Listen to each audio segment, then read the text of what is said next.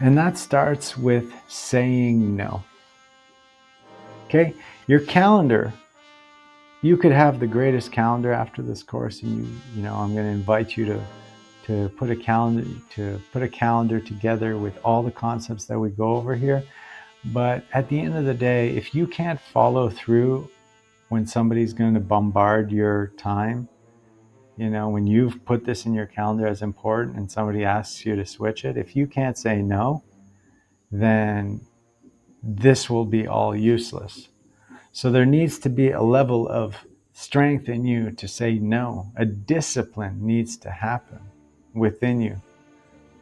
And you need to have not an open door policy, but a closed door policy. A closed door policy is very important in making things happen.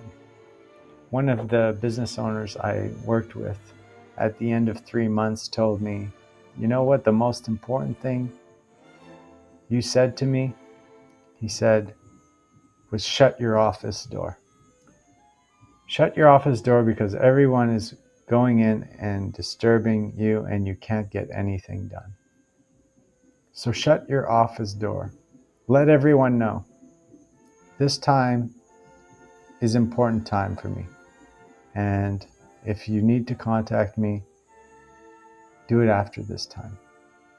Okay, so there's a lot of resistances that come up inside of us around saying no. One of those being social negative consequences. Okay, we feel like we're going to upset people.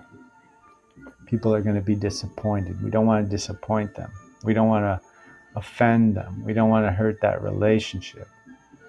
But you need to respect your time. You need to show people what the limits are on your time.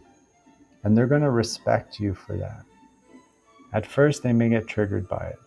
They may get offended by it, but that's okay. You're showing your boundaries, and then they're going to start to respect that more.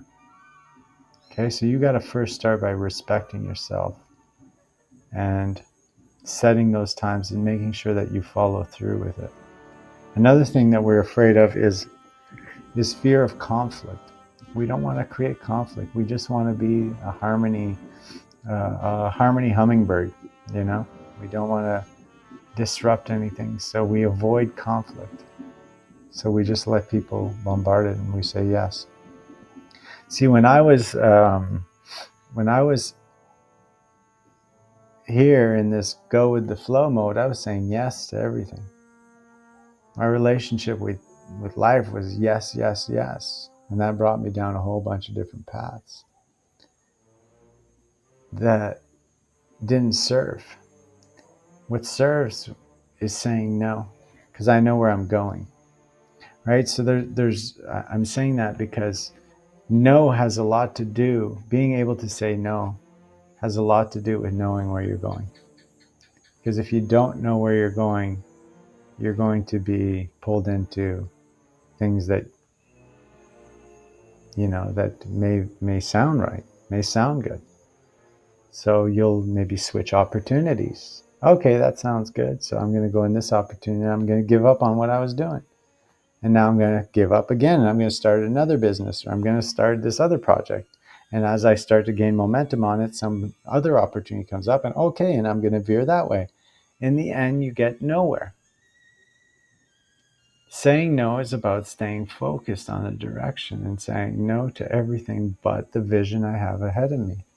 And that's how you're going to succeed, because it's just the natural evolution of getting somewhere, starting to get traction. People start to notice that, and then they reach out to you and try to derail that because they see the potential that you're becoming. And they want to have some of that. They want to work with that. They want to help you with that. They're seeing it. And if you don't have the strength to say, no, I'm heading this way, and you just veer, you're never going to get to living the greatest life you can live. So saying no is just so massively important. And yes, you may have a lot of blocks to it. Okay. You may But the key here is to start small. If you know in yourself that you're a bit of a people pleaser, that you fear conflict, that saying no feels uncomfortable, start small. Start small, start with the people around you. Feel that resistance in saying no and do it anyways, because that's how you gain confidence. It's the only way. That's how you gain confidence. You overcome that little win. And it could be just at a restaurant where you don't like the meal. You paid for this meal, they gave you this meal, and you don't like it. So ask them to bring it back. Face that conflict. No, I don't want this. No, bring this back. And in doing that, they bring you the good meal. You get a little win. Like, yes, you deserve that. You deserve to have the quality meal you paid for. The thing you expected to have, you deserve that. And at the root of this is also there's often this lack of self-worth around that. Like, no, you are worth it. Your value is worth it. Okay? And when you have tasks that come to you, when people say, can you do this work for me? And you're a leader or a manager, and you have this certain uh, price on your time. Right? If you own a business, you can easily do the math. Okay, you make $500,000 a year. Okay, and then you divide that by 2,080, and it gives you your time worth. What is your hour worth? Anything below that comes your way that isn't worth your hourly worth, you should be delegating that off to somebody else. You got to know your worth. You got to say no.